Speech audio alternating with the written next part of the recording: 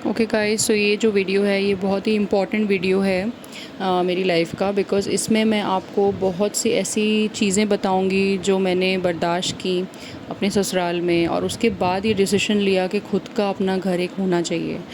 और इतना था कि कर सकती थी। और ऐसा नहीं है कि खुद ही से सारा सेविंग से हुआ है, ऐसा नहीं है। बहुत अच्छा सपोर्ट मिला जिन्होंने मुझे पाला।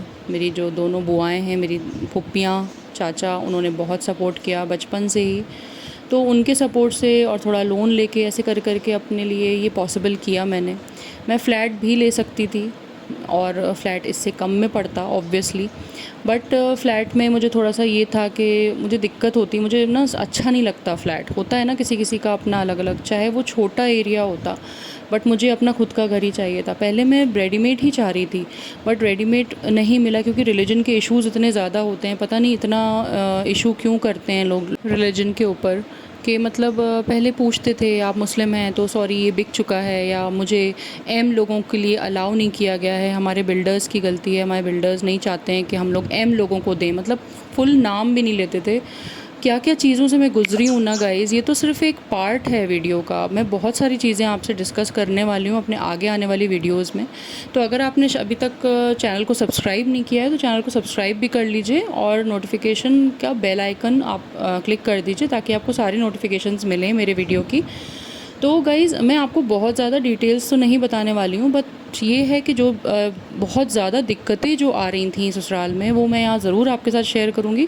और ऐसा नहीं है कि मेरी दिक्कतें ही बहुत बड़ी दिक्कतें हैं, बहुत सारे लोगों को, बहुत सारी लेडीज़ को करना पड़ता है एडजस्ट। बट हाँ, अगर आपने किया है इतना एडजस्ट अपनी कैपेसिटी के एकदम ब्रिम लेवल पे जाके, तो आपको ऑब्वियसली शेयर करना चाहिए उन लोगों के साथ। उन लेडीज़ के लिए मैं शेयर कर रही हूँ जिनको ये सब चीज़ें बर्दाश्त नहीं करना चाहिए, और जो डिसीजन मैंने अभी इतने 13 साल बाद जाके अपनी मैरिड लाइफ में लिया, वो आपको पहले ही ले लेना चाहिए। इतना अपने आप को परेशान करना, इतना अपने आप को दुख देना नहीं चाहिए। Self love is the greatest love. अगर आप अपने लिए प्यार नहीं कर सकते, अपने आप को अच्छे से प्यार नहीं दे सकते, तो आप दूसरों के लिए भी प्यार आपका नहीं हो पाएगा। बिकॉज़ सबसे पहले आपको खुद को प्यार देना पड़ता है किसी और को प्यार देने के लिए। खुद को इम्पोर्टेंस देनी पड़ती है। और मैं बता दूँ गाइज़, कोई भी आपके लिए इतना इम्पोर्टेंस नहीं करेगा, नहीं देगा, जब तक आप खुद नहीं अपने ऊपर इम्पोर्टेंस देंगे, खुद अपनी बातों पे एम्फसाइज़ नहीं करेंगे कि हाँ ये चीज़ गलत है और मैं ये चीज़ अब बर्दाश्त नहीं करने वाली हूँ। तो जब तक आप ये स्टैंड नहीं लेंगे, ना ही आपका हस्बैंड इसमें कोई सपोर्ट करेगा, ना ही कोई और। तो आपको अपने लिए स्टैंड खुद लेना पड़ता है।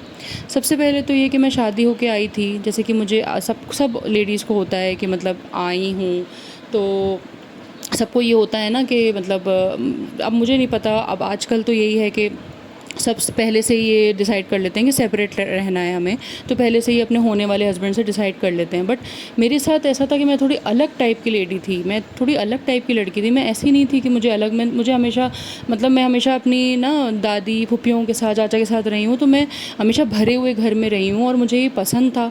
और जब मैं छोटी सी थी, 4 साल की, मेरी माँ गुज़र गई, तो 1-2 साल बाद मेरे फ़ादर ने मेरी मौसी से शादी कर ली थी। बट उससे पहले उन्होंने बुआ लोगों को दे दिया था। मैं आपको बता दूं कि मेरी दोनों बुआओं की शादी नहीं हुई, फूफियों की शादी नहीं हुई थी, तो उन्होंने मुझे पाला। चाचा ने बहुत ज़्यादा प्यार दिया, उनकी भी शादी नहीं हुई। तो ये एक रेयर सर्कमस्टेंस है, ऐसा आपने कहीं देखा नहीं होगा। बट बिकॉज़ उन तीनों की शादी नहीं हुई थी, उन्होंने बहुत अच्छे से मुझे प्यार से रखा, इतने अच्छे से रखा गाइज़ कि मैं क्या बोलूँ आपको, कि हर चीज़ के लिए नौकर थे मेरे घर में, और अभी भी हैं। मैं तो आपको पहले की, अपनी शादी से पहले की सिचुएशन एक्सप्लेन कर रही हूँ कि हर चीज़ के लिए नौकर थे। मतलब धोबन अलग से लगी हुई थी, that is the washer woman, and अलग से 2 लेडीज़ अलग से लगी हुई थी, और एक मेल था, मेल सर्वेंट। अभी भी 2 मेल सर्वेंट वहाँ पे हैं, क्योंकि घर के बाहर का काम करने के लिए।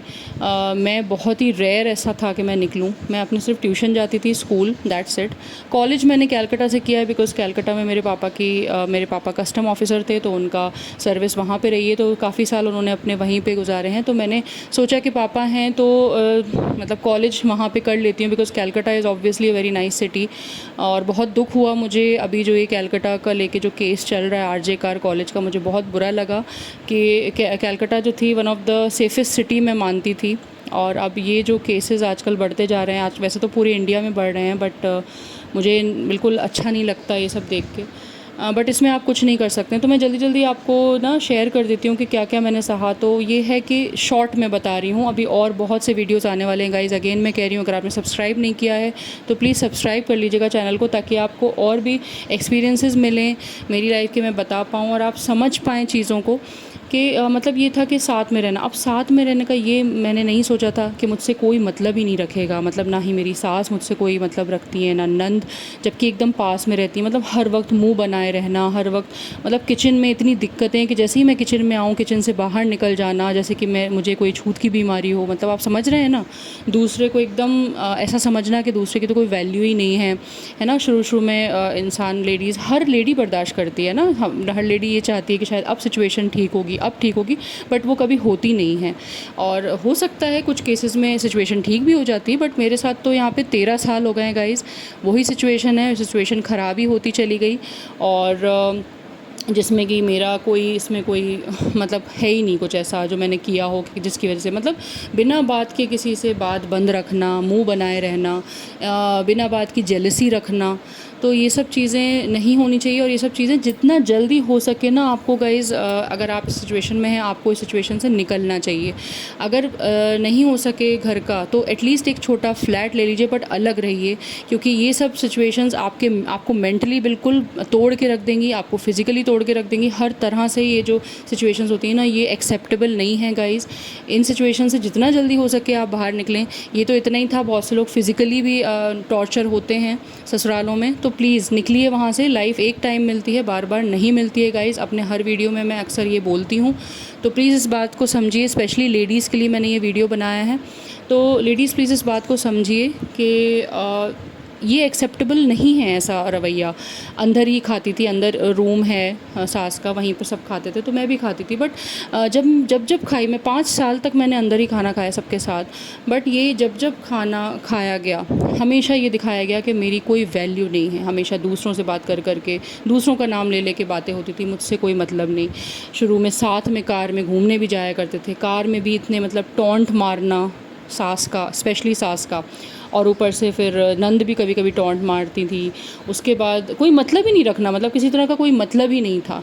और फिर अलग से मैंने किचन अपना बोला लेने के लिए, तो मेरा जो रूम है, आप मेरे चैनल पे चेक कर सकते हैं, उसके ऊपर एक किचन है। और वो भी मैंने कह के लड़ के, मतलब लड़ के इन द सेंस अपने हस्बैंड से आर्ग्यू कर करके, क्योंकि उनको भी नहीं पसंद था, वो भी उस टाइप के नहीं है। वो एक, पहली बात तो एक मम्माज़ बॉय हैं, दूसरी बात वो ये नहीं चाहते थे कि किचन जो है एक घर में अलग अलग हो।